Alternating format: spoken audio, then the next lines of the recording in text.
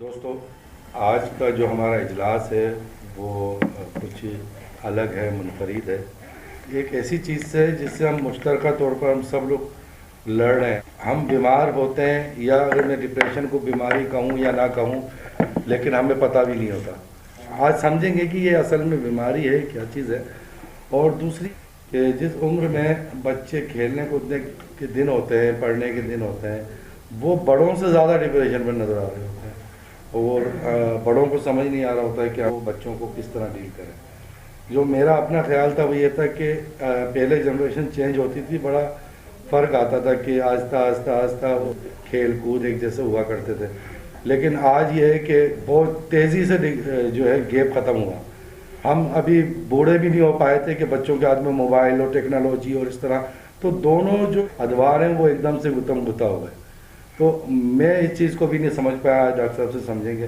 तो हमारे साथ जो है शहराज खान साहब हैं, माहिर नफ्सियात भी हैं और प्रोफेसर भी हैं, और आज हम डॉक्टर अफशां भी हमारे साथ मौजूद हैं। तो हम चाह रहे हैं कि डॉक्टर अफशां जो है वो आज के प्रोग्राम की सदारत करें, अपने तजुर्बात हमसे शेयर कीजिएगा। तशरीफ़ लाइएगा। बहुत शुक्रिया कादिर साहब। तो आगाज़ करते हैं। मैं सबसे पहले एक अलबख्त कैमू का एक नोवेला है छोटा सा, उसका नाम ब्रिटिश इंग्लिश ट्रांसलेशन में द आउटसाइडर के तौर पे आता है, आपने पढ़ा होगा, या अमेरिकन इंग्लिश में द स्ट्रेंजर के नाम से आता है। इसकी एक बड़ी खूबसूरत लाइन है जो first line of the novel है, मदर डाइड टुडे और maybe yesterday, I can't be sure. So वो जो question of nature of reality है कि objective nature of reality and subjective nature of reality, कि objective nature of reality is कि when he yet does not know that his mother has died, तो objective nature of reality में तो उसकी माँ की डेथ हो गई है। लेकिन his subjective reality states that when he comes to know that his mother has died, तो उसकी सब्जेक्टिव पार्ट ऑफ रियलिटी वहाँ से उसकी डेरिवेशन भी होती है और स्टार्ट भी होता है। तो आज का जो मौजू है उसका सारा का सारा फोकस जो है वो subjective reality, subjective reality of the person. So उसके ऊपर बहुत ज़्यादा फोकस किया जाएगा। अब इससे पहले कि हम आगाज़ करें, बेसिक स्ट्रक्चर मोडालिटी समझने की बहुत ज़रूरत है, क्योंकि अब जब हम मेंटल हेल्थ इंटरवेंशंस की बात करते हैं तो दौरे हाजिर में 3 तरह की इंटरवेंशंस हैं। एक आपकी साइकेट्रिक इंटरवेंशन है जो कि मेडिकल डॉक्टर होता है, और डॉक्टर सिर्फ वही कहलाता है और होता है, क्योंकि आमतौर पे हमारी सोसाइटी में क्लिनिकल साइकोलॉजिस्ट को भी और साइकोथेरेपिस्ट को भी डॉक्टर, लेकिन जो साइकेट्रिक इंटरवेंशन होती है वो होती है अगर आपकी ब्रेन में केमिकल चेंजेस हैं या कोई जेनेटिक डिस्टर्बेंसेस हैं या इनहेरेंट बायोलॉजिकल फिजियोलॉजिकल चेंजेस हैं, इनहेरेंट भी और डेवलपमेंटल भी, which can happen over the period of time. तो एक साइकेट्रिस्ट उसको डील करता है। साइकेट्रिस्ट जो है, मुझे एग्जैक्ट नहीं पता, लेकिन मैंने ये कहीं से सुना है, मैंने खुद तस्दीक नहीं की, लेकिन काफ़ी एक सीनियर शख्स हैं, उनसे मैंने सुना था कि पाकिस्तान में मेरे ख्याल से कोई लगभग 2000 से नीचे साइकेट्रिस्ट हैं। यानी कि आप अंदाज़ा लगाएं कि तकरीबन 25 करोड़ की आबादी के लिए आपके पास 2000 से कम साइकेट्रिस्ट अवेलेबल, प्रैक्टिसिंग साइकेट्रिस्ट। फिर आपके पास सेकेंड इंटरवेंशन आ जाती है साइकोलॉजिकल इंटरवेंशन की, जो behavioural school of thought, cognitive school of thought और एनवायरमेंटल इफेक्ट्स और रेसिप्रोसिटी में कि बिहेवियर पे क्या अफेक्ट होता है। तो जो साइकेट्रिक मॉडल है उन्होंने एक DSM बना दिया, अमेरिकन साइकेट्रिक एसोसिएशन ने, जिसे हम कहते हैं the diagnostic and statistical manual for mental disorder.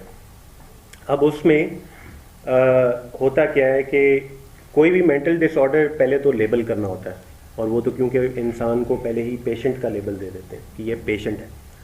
सो यानी authority of the doctor is established on that poor patient में, और वो पूरे जितने भी सिम्टम्स होते हैं, क्या क्या सिम्टम्स होंगे कौन सी बीमारियां पहले आपको रूल आउट करनी है, कि आप उसको पहले फॉर एग्जांपल अगर डिप्रेशन का लेबल देना है आपने, तो डिप्रेशन से पहले आपको थायराइड की मेल फंक्शनिंग को रूल आउट करना पड़ेगा, या किसी ट्यूमर की पॉसिबिलिटी को रूल, ये सारी इस तरह की चीज़ें, और क्या क्या बिहेवियरल मैनिफेस्टेशंस होंगी, रिप्रेजेंटेशंस होंगी।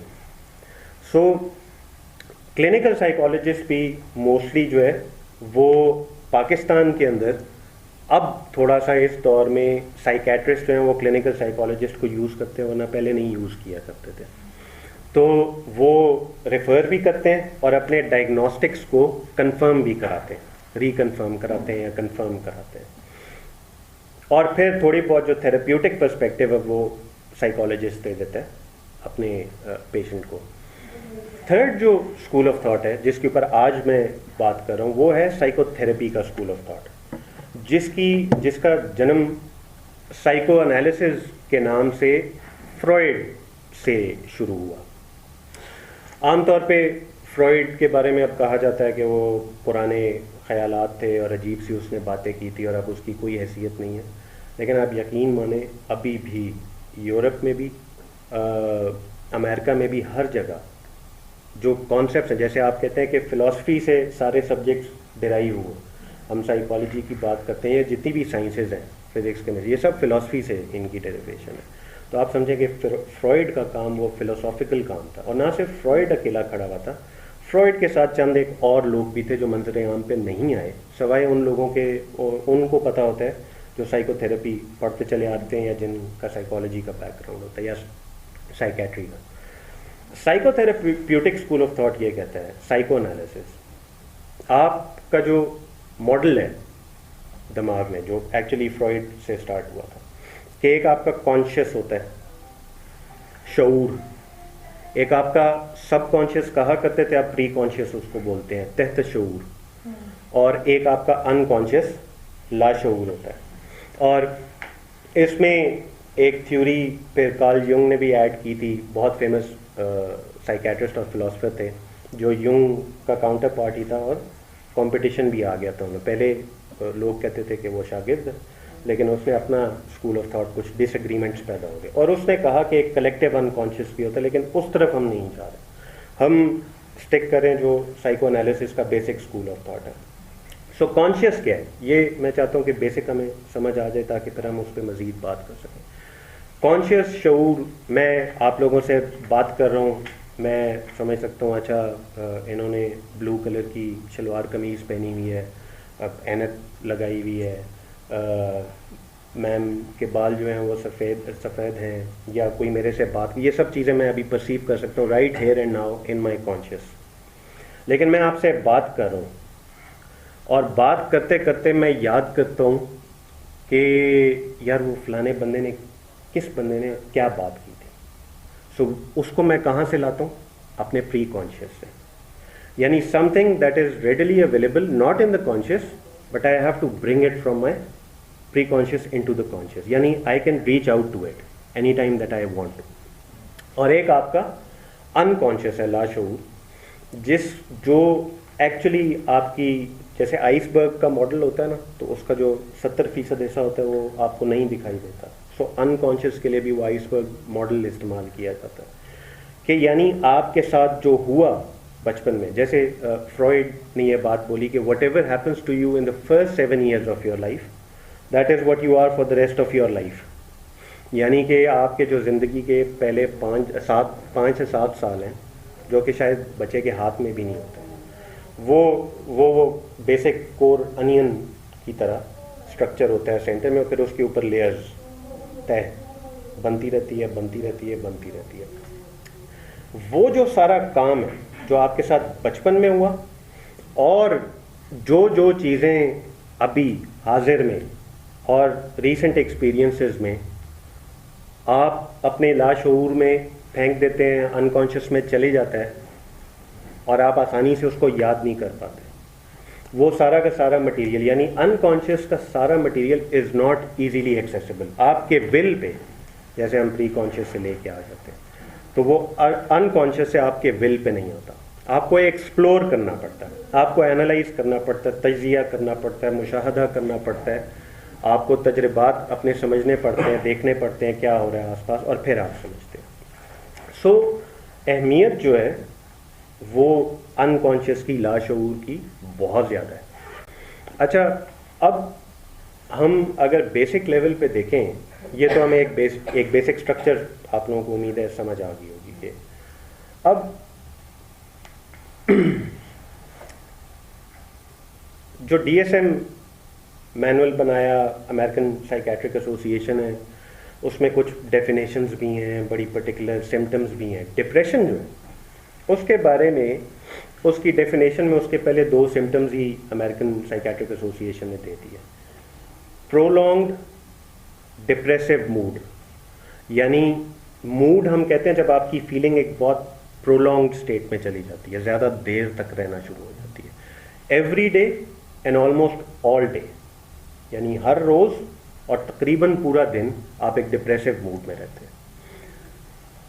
पहली उसकी सिम्टम ये है। दूसरा उसका सिम्टम ये है कि you lose interest and pleasure from and interest in those things that you use to have pleasure from and interest in. ये 2 पहली, और यही 2 बुनियादी डायग्नोसिस के अंदर उनकी होना मौजूद है।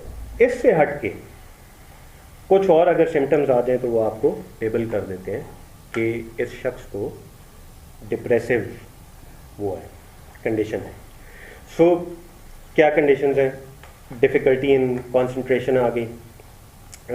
आप देखते हो कि आहिस्ता आहिस्ता बंदे की फ़िज़िकल मूवमेंट ख़त्म होना शुरू हो जाती है, और ख़यालात भी आहिस्ता आहिस्ता, तजिया भी ख़त्म होना शुरू हो जाता है, एनालिसिस ख़त्म होना शुरू, थॉट्स ख़त्म होना शुरू हो जाती हैं, कम होना शुरू हो जाती हैं। इस तरह के कई सारे सुसाइड आइडिएशन उन्होंने लिखा हुआ, यानी जब इंसान सुसाइड के बारे में, खुदकुशी के बारे में सोचना शुरू कर देता है, या किसी न किसी अनप्लैंड या प्लैंड, ये दोनों चीज़ें लिखी हैं। सो इस तरह की उन्होंने कोई 7-8 वो दी हैं, उनमें से जो मेजॉरिटी अगर फुलफिल होती हैं तो वो आपको ये कर देंगे। एंजाइटी का ऑन दी अदर हैंड उन्होंने 6 सिम्टम्स दिए हैं, और उन्होंने बोला कि अगर आप एक कंसिस्टेंट स्टेट ऑफ वरी में और टेंशन में without knowing the reason of it, तो उसका ये मतलब है कि आपको जनरल एंजाइटी डिसऑर्डर है, GAD।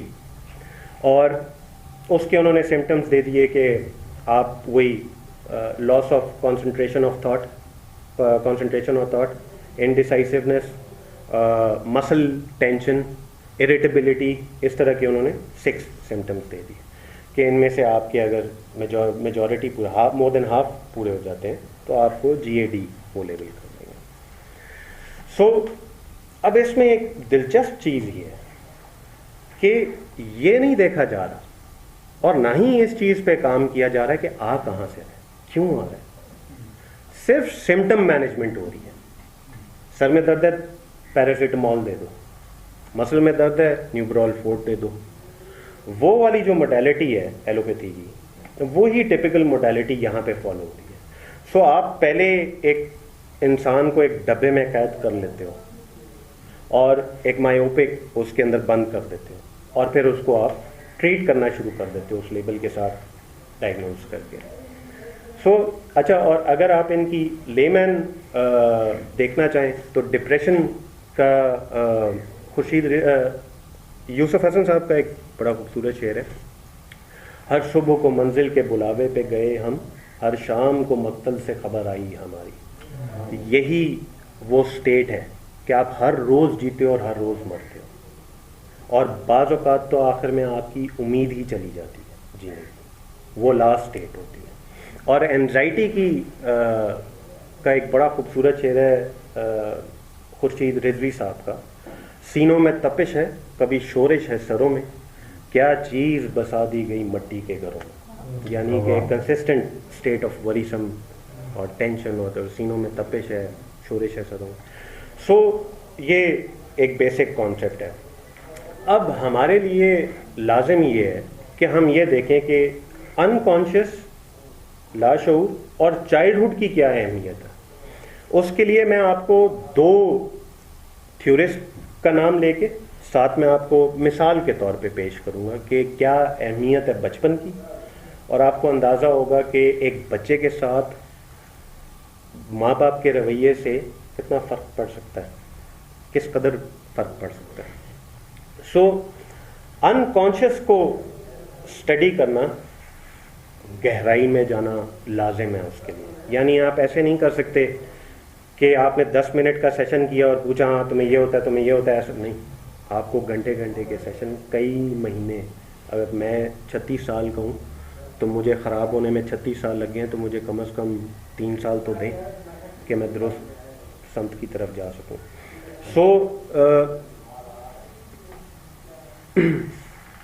जो अनकॉन्शियस है, जो लाशऊर है, जैसे यूसुफ हसन साहब ने एक और बड़ी अच्छी बात, क्या कुछ तहयाब हो रहा है, साहिल पे हिसाब हो रहा है। वो गहराई में जाना जो है वो बड़ा ज़रूरी है तहयाब।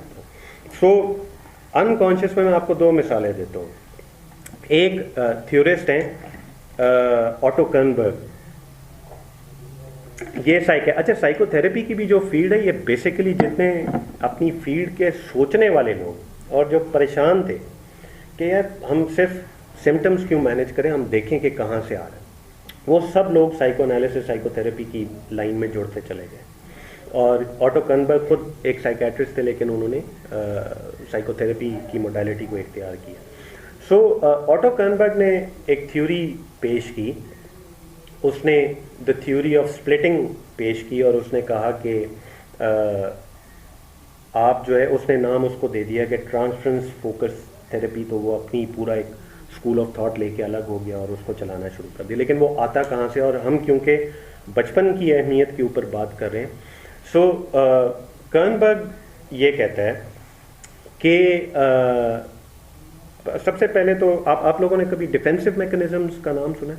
डिफेंसिव मैकेनिज्म्स का, डिफेंसिव मैकेनिज्म्स की लेमैन डेफिनेशन ये है कि आपका ब्रेन इस लिहाज से, इस तरीके से फंक्शन करता है कि अगर उसको एंजाइटी पहुंचे किसी एक एक्ट, बिहेवियर, थॉट, फीलिंग की वजह से, तो वो उसी वक्त किसी न किसी किस्म की स्ट्रेटजी और आपसे काम कराता है जिसमें वो वक्ती तौर पे एंजाइटी चली जाए।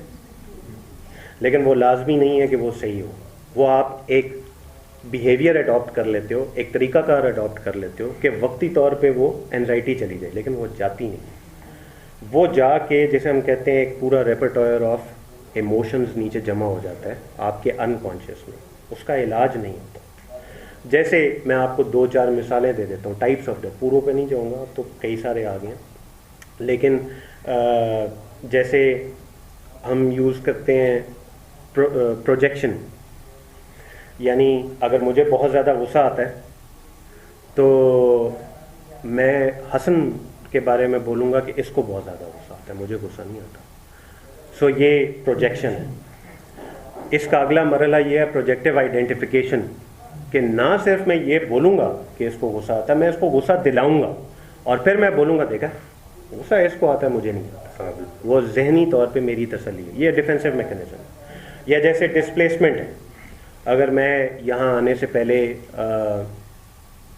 घर में वालदा के साथ मेरी लड़ाई होती है और मेरी बुजुर्ग, मैं उनको कुछ बोल नहीं सकता, अपना गुस्सा मुझे दे जाती हैं सारा ताने, और मैं यहाँ आता हूँ और अब मेरे अंदर भी एक फीलिंग भरी हुई है जो कि एक्चुअली मेरी अपनी नहीं है, मेरी वालदा की तरफ से मुझे दी। मैं उसको उठा के इन पे बुकटी पे फेंक देता हूँ, इनके ऊपर गुस्सा उतार देता हूँ, हालांकि इन्होंने कुछ भी नहीं किया। इसको बोलते हैं डिस्प्लेसमेंट। ये तमाम जितनी आपकी ब्रेन के बिहेवियर्स हैं ना, जो ब्रेन आपसे कराता है, इंसान के जो बिहेवियर्स हैं, ये एंजाइटी रिडक्शन के लिए, लेकिन सिर्फ वक्ती तौर पे, टेम्परेरली। लॉन्ग टर्म में ये ज़्यादा मसला क्रिएट करते हैं, क्योंकि फीलिंग जो है, जो आपके जज्बात हैं, उन्हें तस्लीम नहीं किया जा रहा, रिकग्नाइज नहीं किया। उनकी क्या अहमियत है, मैं आखिर में इस चीज़ के ऊपर आऊँगा कि कैसे उस पर काम किया जाता है। कर्नबर्ग ने इस चीज़ के ऊपर बात की कि बचपन में, और ये फ्रॉइड ने सारा इंट्रा विदिन, यानी अपनी ज़ात के अंदर के बारे में काम किया। उसने कहा कि जी 2 प्रिमिटिव आपके ड्राइविंग फोर्सेस होती हैं, एक जो उसने लिबिडिनल एनर्जी जो सेक्सुअल, और एक अग्रेशन है। और उसके बाद एना फ्रॉइड भी आई, उसने और चीज़ें ऐड की। लेकिन फ्रॉइड से फिर एक स्कूल ऑफ थॉट अलग आ गया, ऐड किया उसमें, जो आगे उसी के स्टूडेंट्स थे, उसी के कोलीग्स थे, जिसमें सबसे पहले मेलेनी क्लाइन आई और उन्होंने बोला कि सिर्फ विद इन नहीं, इंट्रा नहीं, इंटर विद अदर पीपल, यानी माँ बाप किधर गए बचपन में, आपके सिग्निफिकेंट अदर्स जिसे वो बोलते हैं, यानी वो तमाम लोग जो आपकी ज़िंदगी में उस चाइल्डहुड में रोल प्ले करते हैं। सो ये जो स्कूल ऑफ थॉट है इसको बोलते हैं object relation school of thought. और ऑब्जेक्ट रिलेशंस में जो पहला ऑब्जेक्ट है, जो प्राइमरी ऑब्जेक्ट है, वो माँ होती है, मदर। सब इस बात पर मुत्तफ़िक हैं, बाकायदा तहकीक के बाद उन्होंने डिराइव किया कि the primary object is the mother and father is the facilitator of the mother. So यानी बच्चे के और कैसे, सो इन्होंने object relation school of thought में थ्योरी क्या दी, जैसे कर्नबर्ग ने अपना काम निकाला और उस पर बात की। सो उसने कहा कि पहला स्टेज होता है बच्चे का इंट्रोजेक्शन, यानी कि इसमें बच्चे को ये नहीं पता होता कि वो खुद है और उसे ये भी नहीं पता होता कि माँ है। ये शुरू के 6 हफ्ते, 1.5 महीना, 2 महीने तक मैक्सिमम जा सकता है, depends on the development of the child. It is all experiences, सारे एक्सपीरियंसेस होते हैं। एक्सपीरियंसेस बच्चा जो है, क्योंकि बच्चे को जब एंजाइटी होती है तो एक डिफेंसिव मैकेनिज्म है जिसको इन्होंने यूज़ किया और बोला स्प्लिटिंग। वो स्प्लिट कर देता है अपने आप को और वो एक्सपीरियंस को स्प्लिट कर देता है, क्योंकि शुरू में तो वो खुद होता नहीं है मौजूद, उसको पता नहीं होता कि वो मौजूद है और माँ मौजूद है। तो उसके लिए good experiences and bad experiences होते हैं, लेकिन there is no concept of a person in interaction. जैसे ही उसकी डेवलपमेंट होती है और वो अगली स्टेज पे निकलता है, जिसको वो आइडेंटिटी की स्टेज बोलता है, जिसमें बच्चे को ये पता लगना शुरू हो जाता है कि हाँ मैं हूँ और मेरी माँ फ़र्क है, और उससे उसको एंजाइटी होती है कि अच्छा यानी कि मैं भी हूँ और मेरी माँ भी फ़र्क है। जब वो रोता है तो माँ आ जाती है, उसको दूध पिला देती है, या वो रोता है और माँ नहीं आती।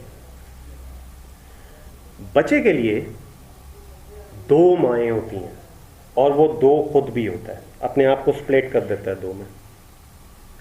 अच्छी माँ जो आ जाती है जब मैं रोता हूँ या रोती हूँ मुझे दूध पिलाने के लिए, या आके मुझे उठा लेती है या मुझे झूला देती है। बुरी माँ अलग है।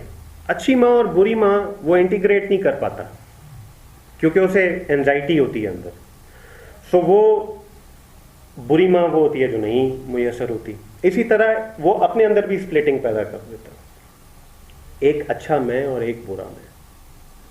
सो इस स्टेज से आगे मैं थोड़ा शॉर्ट कर रहा हूँ क्योंकि ताकि हम बहुत सारी चीज़ें कवर करनी। फिर वो चला जाता है 3rd स्टेज में ईगो आइडेंटिटी, जिसमें ego integration, the stage of ego integration बोल दिया जाए, यानी कि उसको उसके अंदर कैपेसिटी डेवलप हो जाती है। ये 4 साल के बाद डेवलप होना शुरू होती है, जिसमें 4 से 5 साल लगभग।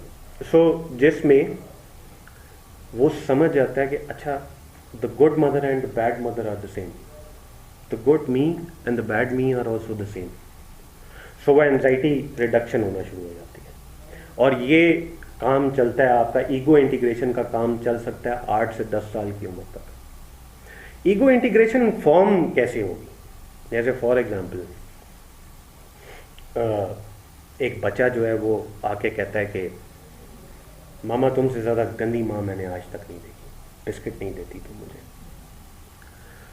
माँ अगर अपने ऊपर ले लेगी, गंदी माँ बोला है तुमने, और उसको चपेड़े लगाती है या गुस्सा उसके ऊपर फेंकती है, उसको बंद कर देती है कहीं पे या कुछ भी, एनीथिंग, पनिशमेंट, तो उसकी ईगो इंटीग्रेशन नहीं होगी क्योंकि अभी तक वो बच्चे ने जाना है कि the good mother and the bad mother are same, और अभी तो वो फ़र्क रख रहा है दोनों में क्योंकि उसको एंजाइटी होती है जब वो उसको समझ लगती है कि दोनों एक है।